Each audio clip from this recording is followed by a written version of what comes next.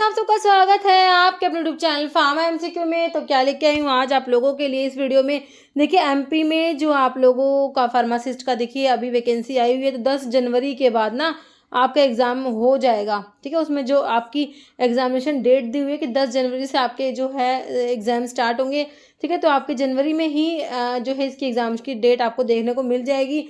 तो MPESB, ठीक है, तो प्रीवियस ईयर का जो क्वेश्चन पेपर है 2023 का पेपर है इसका। ओके, तो उसके कुछ क्वेश्चंस लेके आई हूँ जिनको हम एक्सप्लेन करके उनको डिस्कस करेंगे। बाकी क्वेश्चन पेपर मैंने चैनल पे अपलोड करे हुए हैं। Previous year question paper of pharmacy के नाम से प्लेलिस्ट है, उसमें आपको एमपी के बहुत सारे हैं, लगभग 6-7 पेपर है। 2020 में 2 पेपर हुए थे, उससे पहले 2017 का पेपर है, एक MP NHM का है, और ठीक है एक 2022 का है शायद। ठीक है, और 2023 के 2 पेपर हैं। तो ये सारे आपको previous year question paper of pharmacy के नाम से प्लेलिस्ट है, उसमें मिल जाएंगे। ठीक है, तो देख लेना, क्योंकि प्रीवियस पेपर से थोड़ा पता लगता है कैसे क्वेश्चंस हमारे एग्जाम में बनते हैं। ओके, तो इसमें लेके आई हूँ मैं 20 क्वेश्चंस एक्सप्लेन करके हम इसको डिस्कस करेंगे। और देखो बच्चों, हमारी जो मोबाइल एप्लीकेशन है फार्मा एमसीक्यू की, जो ऐप है फार्मा एमसीक्यू के नाम से, फार्मा एमसीक्यू, ठीक है, तो आप जो है ऐप को प्ले स्टोर से डाउनलोड कर सकते हैं और वीडियो के डिस्क्रिप्शन बॉक्स में लिंक मिल जाएगा। वहाँ पर आपको एमपी जो एमपी का आपका एग्ज़ाम होने वाला है उसके लिए हमने क्रैश कोर्स स्टार्ट करा हुआ है, तो वो भी आपके लिए बहुत यूज़फुल रहने वाला है। आप चाहें तो जाके उसको ज्वाइन कर सकते हैं, है ना। ऐप के लिंक वीडियो के डिस्क्रिप्शन बॉक्स में है। ओके, बाकी टेस्ट सीरीज़ भी है, उसे भी आप लोग ज्वाइन कर सकते हो। ठीक है, तो देखो अभी स्टार्ट करते हैं। हमारा क्वेश्चन क्या है, how many total class of antibodies are दिया। तो टोटल ना एंटीबॉडी की कितनी क्लास होती है ये आप लोगों से पूछा है भाई। 5 होती है, 6 होती है, 4 होती है, 3 होती है। तो एंटीबॉडी आप GAMED से आप लोग याद करते हो। IgG होता है, IgA, IgM, IgE और IgD होता है ना। हमारी एंटीबॉडीज मेनली क्या होती है, ये इम्यूनोग्लोबुलिन्स होती है ना। तो ये कितनी होती है एंटीबॉडी की, कितनी क्लास है बच्चों, GAMED कितनी, टोटल 5 होती है ना। तो आंसर ऑप्शन ए हो जाएगा। देखिए एंटीबॉडी को इम्यूनोग्लोबुलिन भी बोलते हो। क्या होता है ये लार्ज, ये ना इनकी शेप के ऊपर भी क्वेश्चन बनता है कि ये वाई शेप मॉलिक्यूल है, Y shape protein belonging to immunoglobulin super family which is used by immune system to identify and neutralise antigen, जैसे कि बैक्टीरिया, वायरस, ठीक है, including those that cause disease. ठीक है, तो एंटीबॉडी हमारी 5 क्लास है, मैंने आपको बताया। GAMED से याद करने का तरीका है, गेम्ड से आप लोग याद कर सकते हो। IgG होती है, IgA, IgM, IgE और IgD होती है। ओके, तो इसमें जो है एंटीबॉडी की 5 क्लास है और मेनली इसका स्ट्रक्चर वाई शेप होता है, याद रखना। और एंटीबॉडी यूनिट देखो, इसमें 4 पॉलीपेप्टाइड चेन होती है ना, वाई शेप इस टाइप से ना, इसका ऐसे स्ट्रक्चर होता है। ठीक है, इस टाइप से कुछ। ओके, तो कह रहे कि 4 पॉलीपेप्टाइड चेन होती है इसमें बच्चा। 2 तो अल्फा, मतलब कि कह रहे 2 आइडेंटिकल हैवी चेन्स होती है, 2 identical light chain, 2 heavy chain होती है, 2 लाइट चेन होती है ना। और ये आपस में कनेक्टेड होती है डाइसल्फाइड बॉन्ड के थ्रू। तो आपसे ये भी क्वेश्चन पुटअप हो सकता है कि ये जो कनेक्ट होती है ना, जो हैवी चेन्स और लाइट चेन्स हैं, तो उनके बीच में बॉन्ड कौन सा, तो डाइसल्फाइड बॉन्ड से कनेक्ट होती है। ओके, नेक्स्ट क्वेश्चन देखो, how are antibody molecule structure. देखिए दोबारा यही क्वेश्चन इसी एग्जाम में पूछ लिया कि इनका स्ट्रक्चर, मैंने जैसा कि अभी आपको बताया वाई शेप का होता है, तो उसी के ऊपर आपका क्वेश्चन बन गया है ना। ऑप्शन ए हो गया, वाई शेप का स्ट्रक्चर है।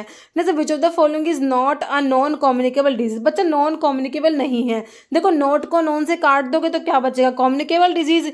देखो नॉन कम्युनिकेबल नहीं है, मतलब इसमें कोई कम्युनिकेबल डिजीज आपको दे रखी होगी, तो आपको पता है ये नॉन कम्युनिकेबल कम्युनिकेबल क्या होती है, तो नॉन कम्युनिकेबल नहीं है। देखो कैंसर नॉन कम्युनिकेबल है, डायबिटीज, क्रॉनिक किडनी डिजीज, तो एड्स जो है बच्चों हमारा कम्युनिकेबल में आता है ना।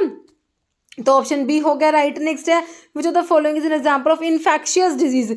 बच्चों इन्फेक्शियस डिजीज में जिसका कॉस्टिव ऑर्गेनिज्म कोई बैक्टीरिया, वायरस, मतलब कुछ किसी का जो डिजीज जिनका कॉस्टिव ऑर्गेनिज्म होता है, इन्फेक्शियस डिजीज जो होती है ना, तो देखो कैंसर तो नॉन इन्फेक्शियस है, ऑस्टियोआर्थराइटिस भी नॉन इन्फेक्शियस में आ जाएगी, कैटरेक्ट भी। चिकन पॉक्स आपका इन्फेक्शियस डिजीज में आ जाएगा, चिकन पॉक्स। ओके, जैसे for the determination of amino acid which sequence of protein is use, मतलब कि ना अमीनो एसिड की सीक्वेंस जो होती है ना, है ना। प्रोटीन में जो अमीनो, देखो proteins are the polymer of amino acid, protein polymer होते हैं, मतलब कि अमीनो एसिड से मिलकर बने होते हैं। तो प्रोटीन में ना अमीनो एसिड के सीक्वेंस को आइडेंटिफाई करने के लिए ना, उनको डिटरमाइन कर लिए कौन सा टेस्ट यूज होता है, कौन सा रिएजेंट यूज होता है, ये आपने बताना है।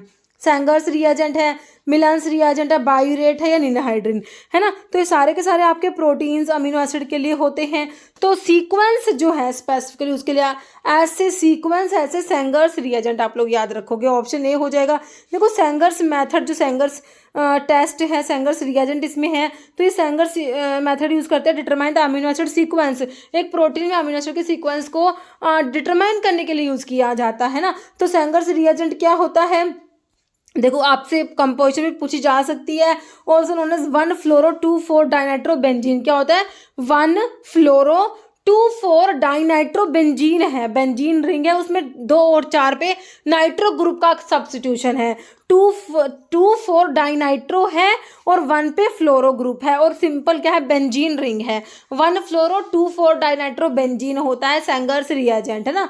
This reagent is used to identify N terminal amino acid in polypeptide chain. ठीक है, तो ये होगा सैंगर्स रिएजेंट के बारे में। फिर आपका मिलन्स टेस्ट होता है। मिलन्स टेस्ट भी आपका प्रोटीन्स के लिए, अमीनो एसिड्स के लिए पढ़ते हो। तो देखो Millon's test basically tyrosine amino acid के लिए होता है, मतलब कि फिनोलिक ग्रुप वाले जो कंपाउंड होते हैं ना बच्चों, उनके लिए मिलन्स टेस्ट आता है। तो मतलब कि स्पेसिफिकली, मतलब ये एक आप स्पेसिफिकली प्रोटीन्स के लिए अगर आपने टेस्ट करना है तो मिलन्स के साथ साथ आपको दूसरे टेस्ट भी करने पड़ेंगे, बायूरेट, निनाहाइड्रिन, है ना। क्योंकि ये जो टेस्ट है फिनोलिक, मतलब कंपाउंड में कोई भी फिनोलिक ग्रुप प्रेजेंट होगा तो भी ये टेस्ट पॉजिटिव आएगा, क्योंकि मेनली फिनोलिक ग्रुप वाले कंपाउंड के लिए टेस्ट होता है। ठीक है, तो फिनोलिक ग्रुप आपका टायरोसिन अमीनो एसिड में प्रेजेंट है, तो टायरोसिन अमीनो एसिड के लिए आपका मिलन्स टेस्ट आता है।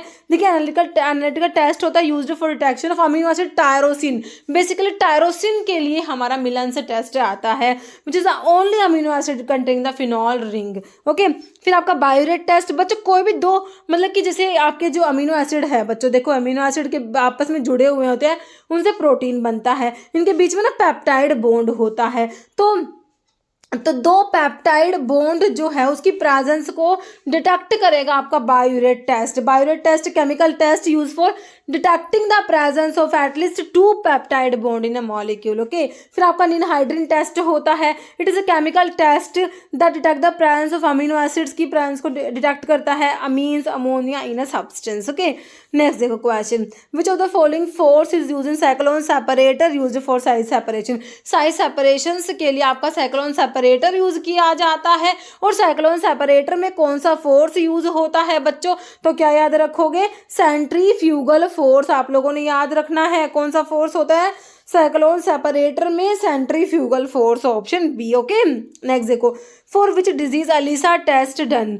तो अलीसा टेस्ट होता है बच्चों हमारा एड्स के लिए होता है ना। तो देखो सिफिलिस, गोनोरिया, मलेरिया नहीं होगा, ऑप्शन ए। HIV जो है, HIV क्या कोज कराता है, एड्स कोज कराता है ना, तो इसके लिए एलिसा टेस्ट है, option A. Which number denote the smallest size of capsule. तो कैप्सूल का 000 बच्चों आपका लार्जेस्ट होता है, और स्मॉलेस्ट के एस को 5 से रिलेट करके भी आप याद रख सकते हो। 5 वाला स्मॉलेस्ट होता है, 000 वाला लार्जेस्ट होता है। तो इसमें से स्मॉलेस्ट बच्चों ऑप्शन बी हो जाएगा, 5 वाला स्मॉलेस्ट साइज का कैप्सूल है। मतलब विच of the following is natural method of birth control. का नेचुरल मेथड है, मतलब कि इसमें कोई भी हॉर्मोन्स या फिर कोई भी मैकेनिकल डिवाइस इन्वॉल्व नहीं, नेचुरल मेथड होता है ये। तो ऑरल पिल्स, तो ये तो हार्मोन में चला गया। Basal body temperature method, vaginal rings, IU intra uterine devices जो होते हैं मैकेनिकल में चले गए, है ना। तो आपका नेचुरल में कौन सा आया इसमें से, ऑप्शन बी ट्रिपल, ये जो BBT basal body temperature method आ जाएगा, ऑप्शन बी, है ना। देखो नेचुरल जो बर्थ कंट्रोल के मेथड्स होते हैं उसमें कैलेंडर रिदम मेथड आता है, बेसल बॉडी टेम्परेचर मेथड आता है, सर्वाइकल म्यूकस एग्जामिनेशन आता है। नेचुरल मेथड्स जो होते हैं कंट्रासेप्शंस के आर कंसिडर्ड, इनको नेचुरल कहते हैं क्योंकि दे आर नॉट मैकेनिकल नहीं होते, या फिर इनमें कोई भी हॉर्मोन्स वगैरह इन्वॉल्व नहीं होते। ओके, नॉट मैकेनिकल और are result of hormone manipulation. Next देखो, which of the following are the characteristic of mentally healthy person. की क्या कैरेक्टरिस्टिक है बच्चों, कोई भी पर्सन है मेंटली हेल्दी है तो उसकी क्या कैरेक्टरिस्टिक है, he face a problem and try to solve it. बिल्कुल सही है भाई, कोई भी प्रॉब्लम होगी उसको सॉल्व करने की कोशिश करेगा, है ना। कह रहा he is confusing in decision making में कंफ्यूज तो नहीं होगा भाई, मेंटली हेल्दी है तो ऐसा तो नहीं होगा। He is not able to find his identity, ऐसा भी नहीं होगा। ही कांट टॉलरेट क्रिटिसिज्म भी नहीं होता है ना। तो कहेंगे कोई प्रॉब्लम है उसको सोल्व करने की कोशिश करेगा, है ना। नेक्स्ट देखो, what are the package called that come directly in contact with formulation, के डायरेक्टली कॉन्टैक्ट में आती है ना पैकेजिंग। तो आप प्राइमरी सेकेंडरी टर्शियरी पैकेजिंग पढ़ते हो ना, तो प्रोडक्ट के डायरेक्टली कॉन्टैक्ट में कौन सी आती है? प्राइमरी पैकेजिंग आती है ना बच्चों, प्रोडक्ट के डायरेक्ट कॉन्टैक्ट में होती है ना। तो क्या हुआ? Option C primary package. Okay, primary packaging is the packaging in direct contact with product itself and it sometime refers to as consumer unit भी इसे कहती हूँ। जैसे which is an example of disodium EDTA. Disodium EDTA किसका example है बच्चों? Flavouring agent है, sweetening है, प्रिजर्वेटिव या चिलेटिंग। तो बच्चों चिलेटिंग एजेंट होता है हमारा, है ना, ऑप्शन सी। जैसे who is universally known as father of microbiology. Father of microbiology कौन है? तो ये आप लोगों ने बताना है। 4 ऑप्शंस है। तो एंटोन वॉन लीवेनहुक आप लोग पढ़ते तो ऑप्शन डी दिया आपको, लीवेनहुक जो है फादर ऑफ माइक्रोबायोलॉजी। नेक्स्ट है during tuberculosis therapy vitamin B6 deficiency occur with. देखो टीबी, जब ट्यूबरकुलोसिस की थेरेपी मतलब कि एंटी टीबी ड्रग जब यूज़ करो ट्यूबरकुलोसिस की ट्रीटमेंट में, है ना, तो विटामिन B6 देते हो किसके साथ में? तो आपकी जो first line anti TB drug होती है ना, जो first line anti TB drug होती है isoniazid, isoniazid INH, isonicotinic acid hydrazide. जब आइसोनियाजिड किसी पेशेंट्स को देते हो तो ये पेरिफेरल न्यूरोपैथी कोज करा देती है। तो इसको प्रिवेंट करने के लिए आइसोनियाजिड के साथ में विटामिन B6 दिया जाता है ना, पायरोक्सिन जिसे कहते हो। तो ऑप्शन में जो है, हाँ मतलब कि यही पूछा है कि कौन सी ड्रग, तो आइसोनियाजिड जो हमारी ड्रग है ऑप्शन ए हो जाएगा। बाकी रिफाम्पिसिन भी first line anti TB drug में आती है। तो ये जब किसी पेशेंट्स को देंगे तो उसके यूरिन, सलाइवा, इन सब का मतलब कि सिक्रेशंस का कलर जो है ऑरेंज कलर का हो जाएगा, ऑरेंज, है ना, ठीक है। तो ये आइसोनियाजिड हो गया, ऑप्शन जो है आपका क्या हो गया बच्चों? ए हो गया, ठीक है। नेक्स्ट क्वेश्चन क्या है?